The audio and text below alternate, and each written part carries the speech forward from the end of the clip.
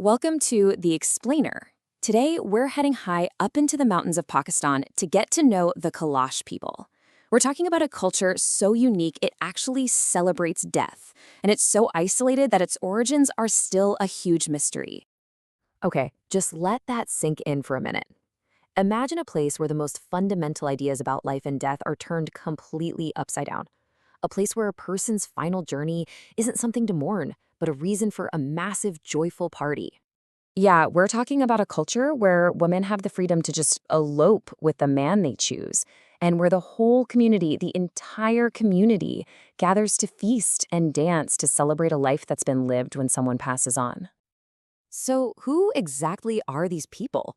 Well, let's start peeling back the layers to really understand their world. And the first thing you have to understand is the journey it takes just to find them. You see, their survival as a culture is totally tied to their isolation. It's a huge part of their story. Just getting to the Kalash Valleys is an adventure in itself. And honestly, the fact that it's so hard to get there is one of the main reasons their culture has stayed so distinct for so long.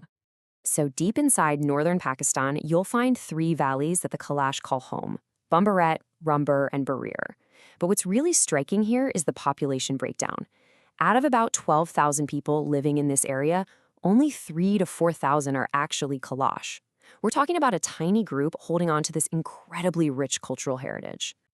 Picture this. They live at nearly 5,500 feet, surrounded by these massive, towering peaks of the Hindu Kush that are often totally impassable. The air smells like fresh pine, and you can always hear the sound of a roaring river. It really feels like a world completely separate from our own. And the trip to get there? Well, it is not for the faint of heart. It's a grueling 2-hour Jeep ride on this narrow, crumbling road.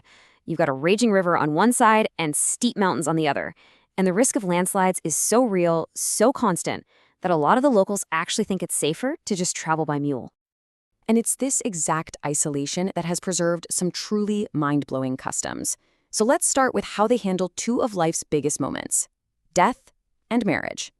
Their approach to both is something you just won't find almost anywhere else on Earth. This chart really lays it all out. For the Kalash, death isn't some tragic end. It's a transition. They believe the person's soul should be sent on its final journey with joy, not sadness. So for 3 straight days, the entire community celebrates that person's life. We're talking huge feasts. Dozens of goats and bulls are prepared. Music, dancing, and if a man passes away, celebratory gunfire. It's a massive, incredibly expensive festival, all to honor a life well lived. Now, their marriage customs are just as wild. Arranged marriages? Nope, they don't exist here. A Kalash girl chooses her own partner, and every single union begins with the couple eloping. After they run away together, the village elders just check in with the woman to confirm she went willingly. If she says yes, that's it. The marriage is on, and everyone celebrates with a huge feast. And get this, the system is so flexible that it even allows a married woman to choose a new partner. If she falls in love with someone else, she can just elope all over again. Her new husband then simply has to pay her first husband back double what he spent on the original wedding. It's a completely formal, accepted part of their culture.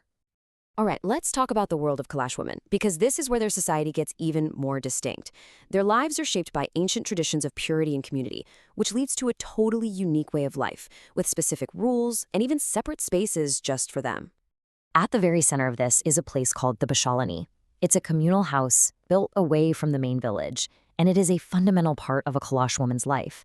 It's a custom that's been practiced for centuries, all based on these ancient beliefs about ritual purity. So here's how it works. This whole system is built on these ancient beliefs. When a woman is on her period, she stays in the Bashaleni for 7 days. After giving birth, it's for 10 days. The building itself is considered impure, so men can't even touch the outside walls. If one does by accident, a goat has to be sacrificed to purify him. Now, while this might sound really restrictive to us, for Kalash women, it's just a normal, accepted part of their cultural fabric. But hey, life isn't just about strict rules, right? It's also about incredible, vibrant celebrations.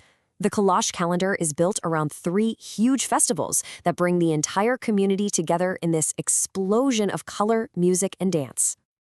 These festivals are really the heart and soul of Kalash culture. You've got Chilam Joshi in the spring, Uchal for the harvest, and Chamos to welcome the new year. During these festivals, the valleys just come alive with the sound of drums. And this is when you see those incredible, realistic scenes of Kalash women and girls in their famous black robes, which are covered in intricate embroidery and decorated with cowrie shells and beads, all dancing in circles and singing these ancient traditional songs. But, as you can probably guess, the outside world is starting to creep in. And that means the Kalash now find their ancient way of life at a real crossroads, where they're facing down persistent myths and some very real threats to their survival. So first, let's just bust a popular myth right now. A lot of people believe the Kalash are descendants of Alexander the Great's lost army, and they point to their lighter skin and eyes as proof. I mean, it's a romantic idea for sure, but there is zero scientific evidence to back it up. Historians are pretty much all in agreement that they're an ancient Indo-Aryan people with their own very unique heritage. Today, their biggest challenges come from both inside and out. The community itself is getting smaller as some of the younger generation convert to Islam. And tourism, while it does bring in some money, also brings a lot of misunderstanding and disrespect, especially these really harmful rumors about Kalash women. And this brings us to a really crucial point that comes directly from the Kalash people themselves. They are so proud of their culture, but they are tired of being treated like an exhibit. They're asking visitors for something very simple: respect. Don't believe the myths, and always, always ask for permission before you take a picture, especially of the women. And that really leaves us with this final question. The story of the Kalash isn't just some fascinating look into the past. It's a living, breathing question about the future.